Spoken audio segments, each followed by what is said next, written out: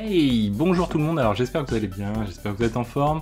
Aujourd'hui on va s'intéresser à une petite introduction à un outil qui s'appelle Janus Graph. Alors au-delà simplement de Janus Graph lui-même, qui est un outil un petit peu complexe quand même à aborder, derrière on va s'intéresser également à l'aspect graph en termes d'introduction. Alors le but c'est pas forcément de faire un cours ou une formation relativement complète dessus, c'est simplement de vous délivrer un petit peu quelques éléments que j'ai pu apprendre au passage, notamment l'installation de ce type d'outil. On parle de quoi finalement? On parle de base de données orienté graph. Alors jingle et c'est parti.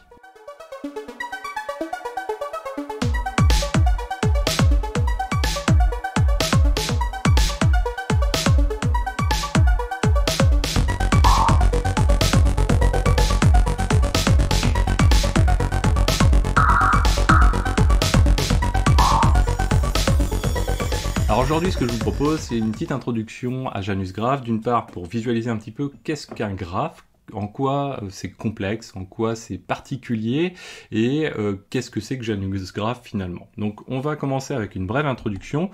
Je reprends le mode terminal que vous avez connu déjà il y a quelques temps, c'est pour gagner un petit peu de temps, c'est un peu plus facile pour moi. Ça permet de guider tout ça et de vous partager encore plus les éléments. Alors qu'est-ce que c'est qu'un graphe finalement? C'est un modèle, donc un mode de moteur de base de données, mais c'est surtout un modèle de représentation de la donnée. Donc de données généralement complexes qu'on ne retrouve pas et qu'on n'arrive pas à imaginer sur format un petit peu tabulaire qu'on a classiquement l'habitude d'utiliser, que ce soit pour du clé-valeur, que ce soit pour d'autres modes de moteur de base de données type relationnel par exemple. Et puis on va pas s'y retrouver non plus avec les bases de données de type orienté document, donc ça pose des difficultés et grosso modo, ça prête plutôt bien aux problématiques actuelles de données, c'est-à-dire qu'on a énormément de données et surtout, quand on se représente la donnée globalement, que ce soit sur des réseaux sociaux ou autres, on va parler un petit peu des exemples tout à l'heure, c'est que cette donnée a de multiples liens et des liens qu'on ne connaît pas forcément à l'avance. Donc tout ça fait que les moteurs orientés graph, ou en tout cas le modèle orienté graph surtout, est extrêmement intéressant. Donc l'idée c'est quoi? C'est de relier des entités par des arcs. On va parler, alors les termes peuvent varier un petit peu d'un outil à un autre ou du modèle à un autre. On va parler de nodes ou de vertex, donc qui sont finalement comment on va dire, les bulles de données, hein, un identifiant. Ça peut être une personne avec ses caractéristiques à l'intérieur. Ça peut être, on va le voir également, on va se faire un petit schéma, ça peut être également, je sais pas, un post, par exemple si on prend LinkedIn, on prendra un petit exemple avec LinkedIn, et bien sûr, ces éléments-là peuvent être reliés les uns aux autres, et pour les relier les uns aux autres, donc chaque élément, chaque node et chaque vertex, finalement, dispose de ses caractéristiques, ses attributs spécifiques, hein. Donc une personne va avoir ses propres attributs, ça peut être l'âge, ça peut être la taille, ça peut être le sexe, etc. Et puis par exemple, si on prend une autre bulle, un autre node, un autre vertex, bien lui il va avoir d'autres attributs. Si on parle d'un post LinkedIn, par exemple, ça va être sa date de publication, sa date de modification, etc. Donc ça c'est quelque chose qui est important à avoir en tête. Et bien sûr on va relier ces éléments-là avec ce qu'on appelle des edges finalement, ou des relations, hein, si on devait parler un petit peu plus simplement. Et ces relations sont soit bidirectionnelles, donc d'un sens comme de l'autre, soit unidirectionnelles dans un sens ou uniquement dans l'autre. Ces relations peuvent varier, c'est aussi là l'intérêt, c'est que vous allez voir qu'on peut aller aboutir à des choses relativement complexes très très facilement, hein, finalement, et les relations peuvent varier. Par exemple, si on prend le cas d'une personne et d'un post posté sur un réseau social, qu'est-ce qui va se passer, c'est tout simplement on peut dire posté par ou créé par, tout simplement. Ça peut être le nom de l'entité en question, et on peut se dire elle a un sens unidirectionnel dans ce cas de figure-là.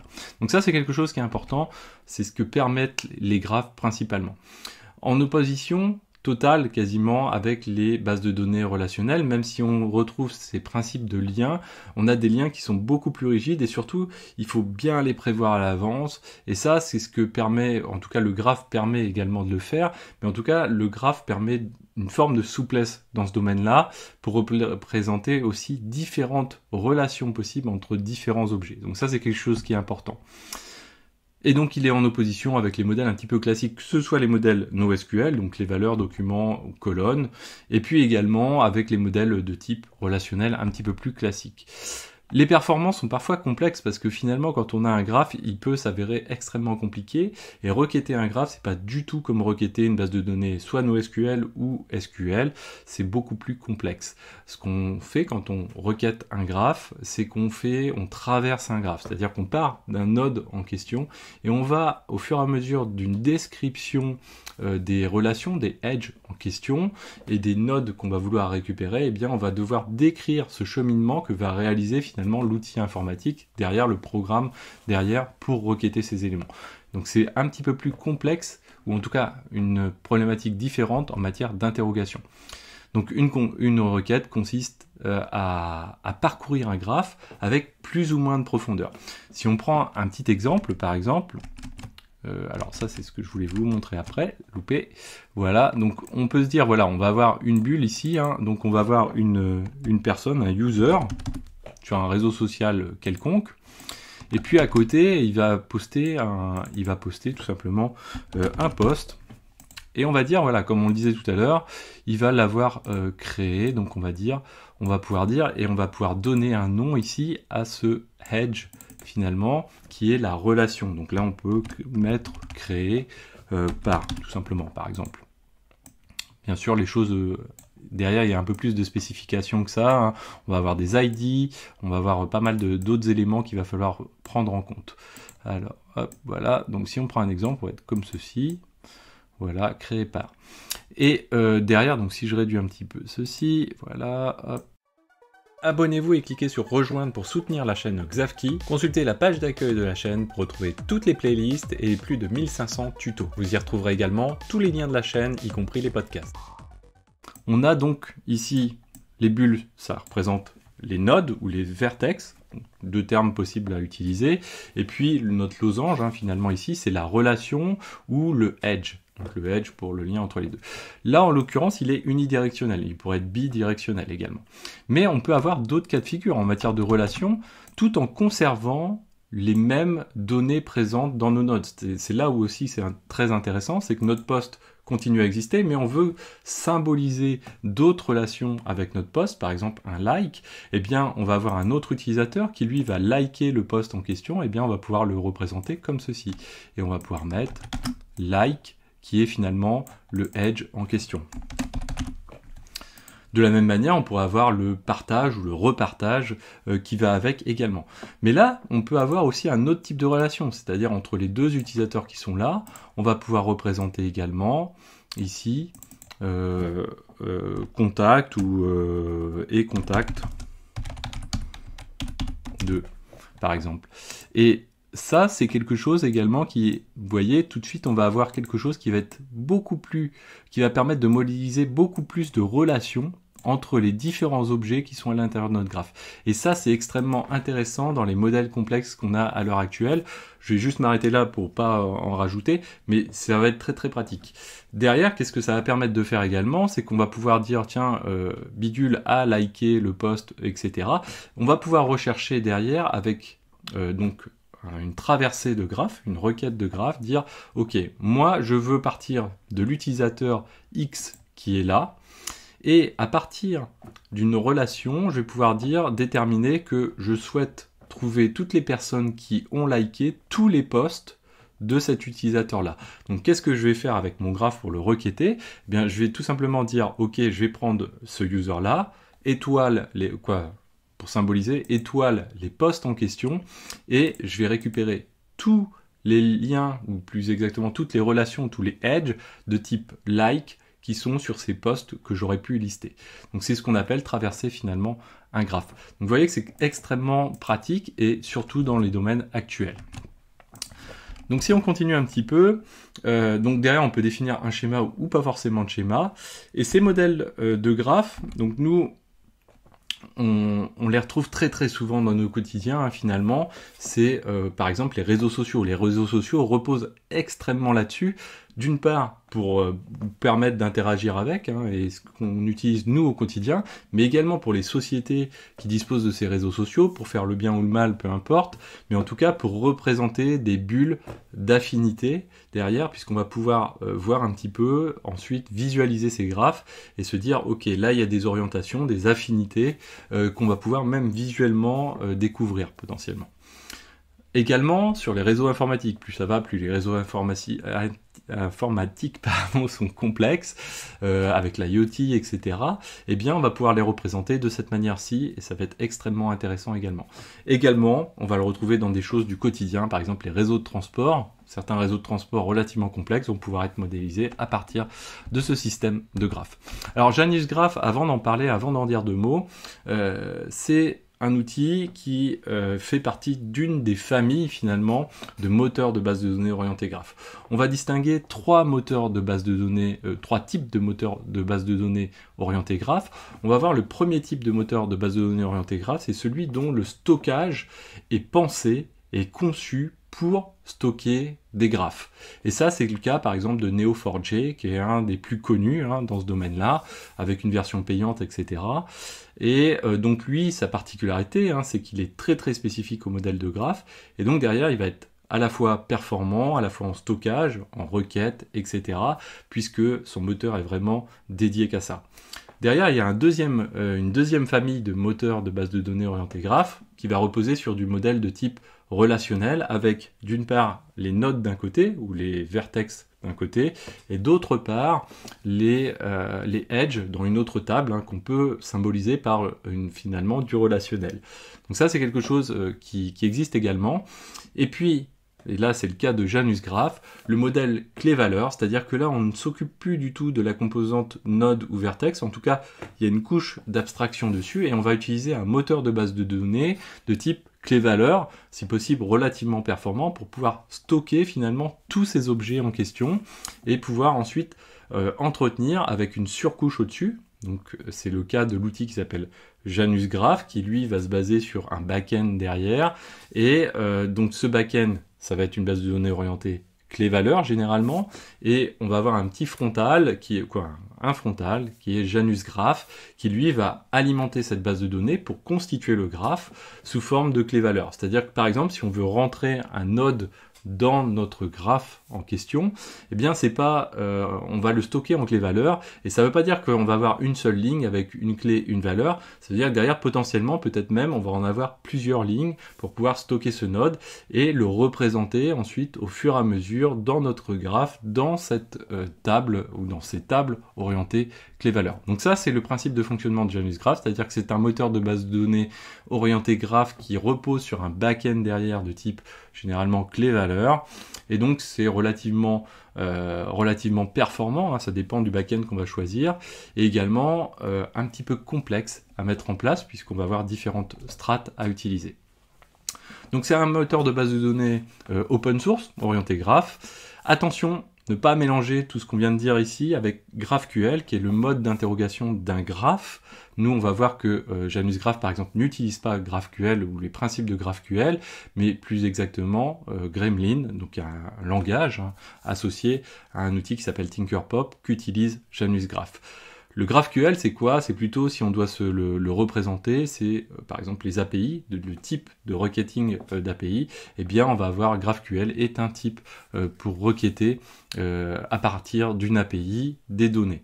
Donc ça reprend grosso modo un peu les mêmes principes, mais derrière, il faut savoir que c'est pas stocké de la même manière, et c'est pas du tout, on parle pas du tout de la même chose. D'un côté, on parle d'un moteur de base de données, donc pour stocker un graphe, et de l'autre côté, on parle d'un langage d'interrogation de données, tout simplement.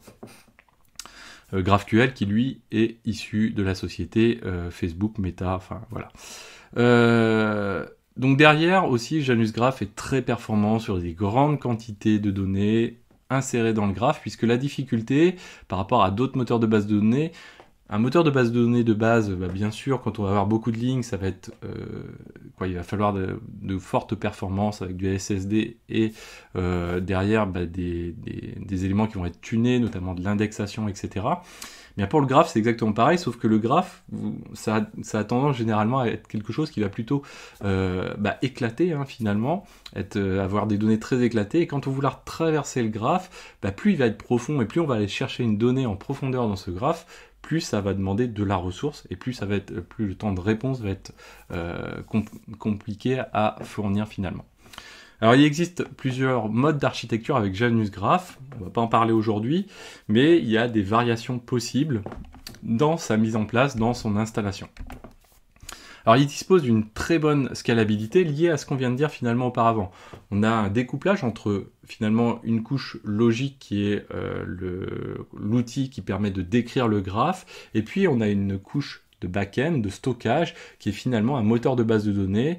Donc nous, dans notre cas de figure, ça va être du clé-valeur, et les deux à la fois permettent une forte variabilité et la possibilité de scaler finalement soit l'un soit l'autre, soit les deux suivant le cas d'usage. Derrière les backends qui peuvent être utilisés, ça peut être Cassandra. Nous, on va utiliser ScyllaDB qui finalement repose sur Cassandra puisque c'est le même principe. Et derrière, on peut également utiliser sinon du Hadoop, du Bigtable, du Berkeley DB, etc.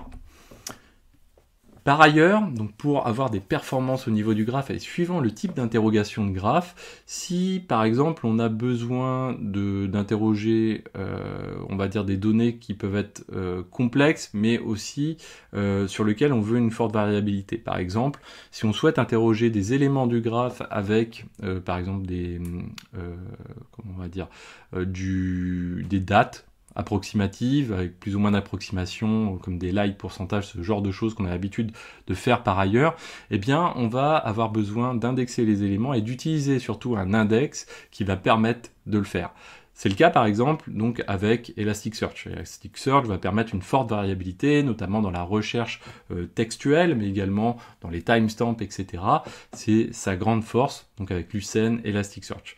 Donc derrière, on a la possibilité d'utiliser différents types d'indexation, soit celui de base de Janus Graph qui permet déjà de faire pas mal de choses, mais également pouvoir aller plus loin avec notamment Elasticsearch, donc qu'on pourra associer avec. Je crois que nous, dans l'installation, j'ai prévu de le faire comme ça.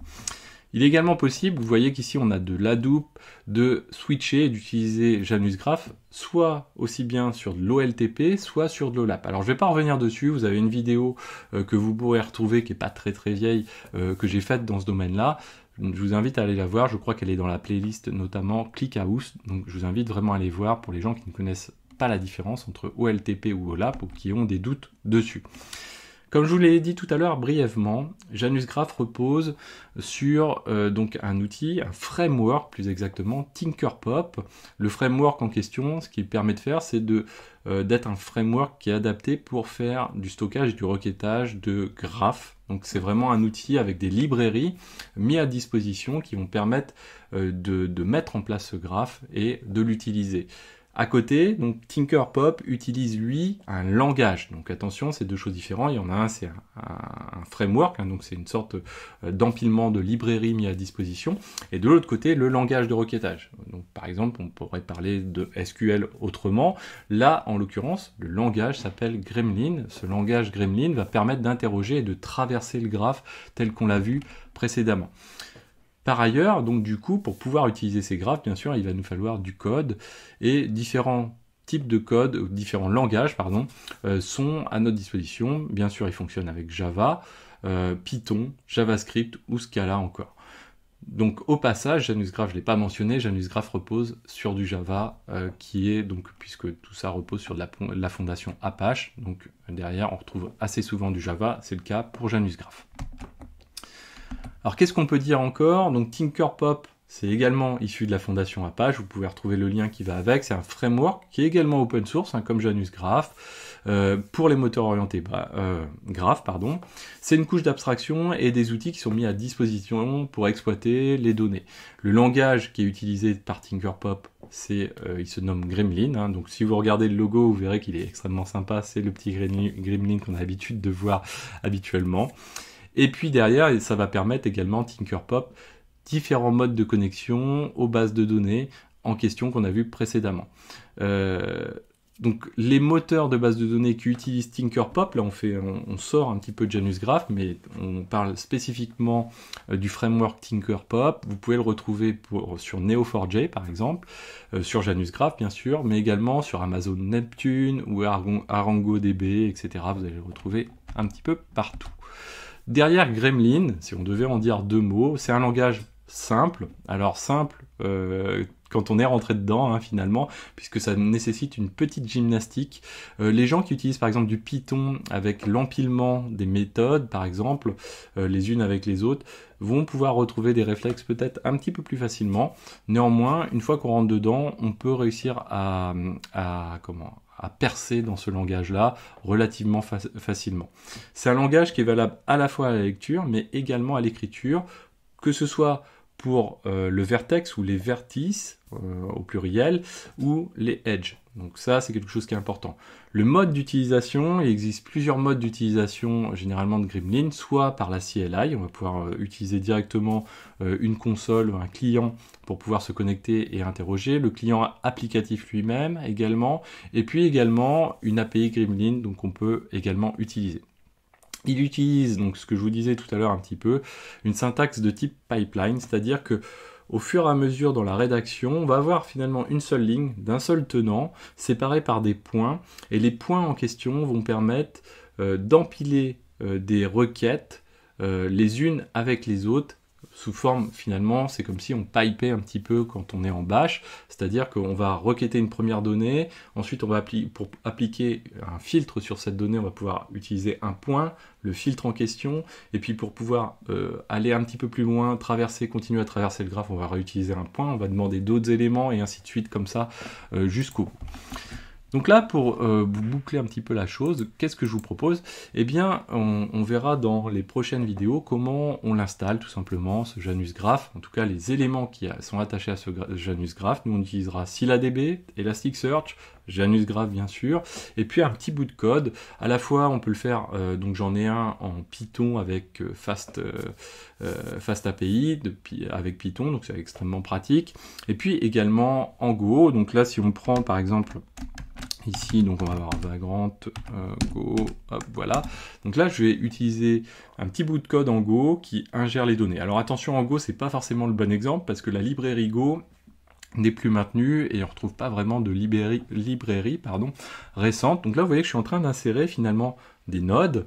Et derrière, qu'est-ce que ça donne tout ça? Eh bien, alors c'est un petit peu la difficulté au niveau de nos graphes en question, c'est que pour pouvoir les visualiser, il va falloir des outils et il existe peu d'outils qui permettent de les visualiser facilement et gratuitement. Là, en l'occurrence, j'en ai un qui permet de le faire gratuitement sur Janus Graph. Et vous voyez que finalement, ici, donc là, vous voyez peut-être pas, mais j'ai des villes. Hein.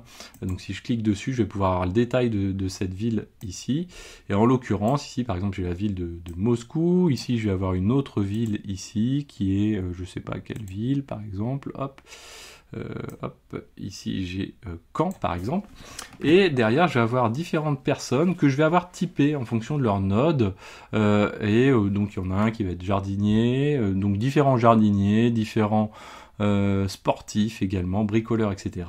Plus des ID qui correspondent, donc derrière on pourrait imaginer les ID, c'est vous ou moi, peu importe, et donc une représentation sous forme d'étoile. Alors après, suivant les options, on peut afficher les relations ou pas.